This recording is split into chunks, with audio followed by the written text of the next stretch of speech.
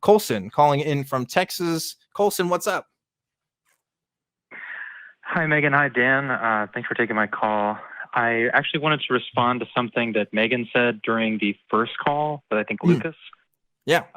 Specifically, Megan, I think you said that, and don't let me misquote you, it was something like God, you wouldn't want to credit God with curing someone of cancer because that implies that God, sentences a bunch of other people to death, doesn't cure them, in other words. Yeah. I guess I'm just trying to get some clarity on sort of your beliefs, because I think it's sort of interesting. Mm-hmm. Does this sort of imply that you believe in maybe a more deistic God, or what does the God that you believe in, what does the God that you believe in do? Does he or she act in the world?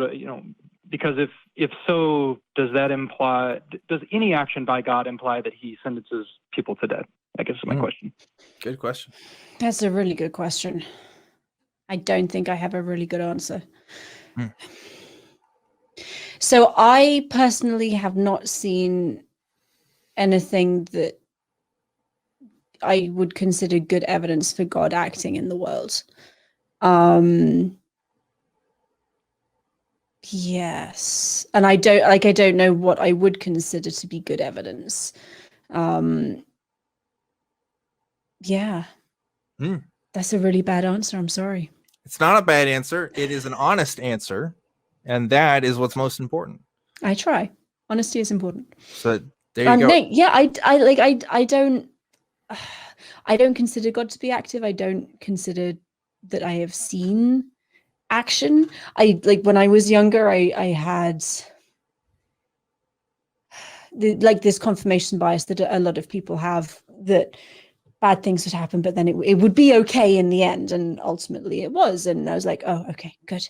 There is like a path. I was supposed to go through the bad stuff, and now everything has resolved itself, and I am a better person for it.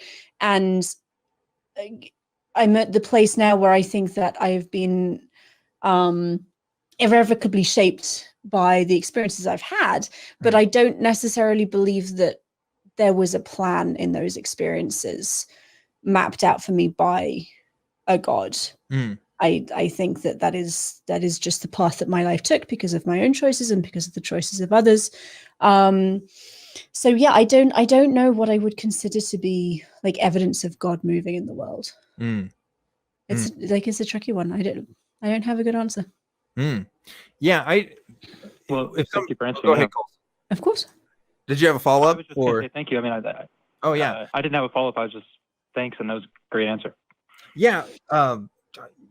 My thoughts when hearing your answer, Megan, is like, if somebody were to ask me, like, what is evidence of God, right? Like, what does that look like? Like, that's a hard answer. They're a hard question to answer, because it's why I use the atheist label. If you follow me on Twitter, because like God is used in so many different ways and is defined differently in so many different cultures and ideas that, like, first of all, you have to tell me what that means. And a theistic version of that God, there would be demonstrations of that, because we would have to be able to look at what he did and what he didn't. And, like at the end of the day, like he could make that clear, or she, like they can have a role in that process. It doesn't have to be human beings figuring that out. I consider that a point. But even let's say that it is up to us as human beings to figure it out, that somehow we don't have that option.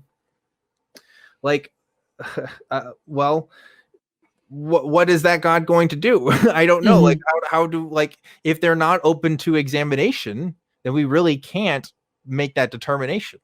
So either way, I'm still left with not believing, right? If they are not making themselves open to us in a way that we can understand, then the conclusion isn't that I should still believe anyway. For me, right. The conclusion is I have to wait until evidence is given otherwise. So that's a reason why, I withhold belief.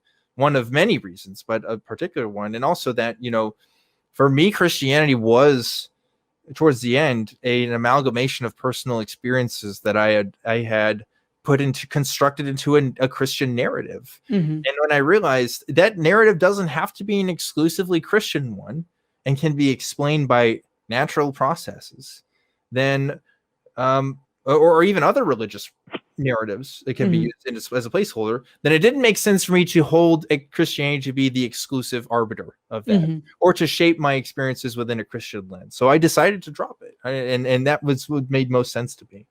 And it's why I can't call myself a Christian now too.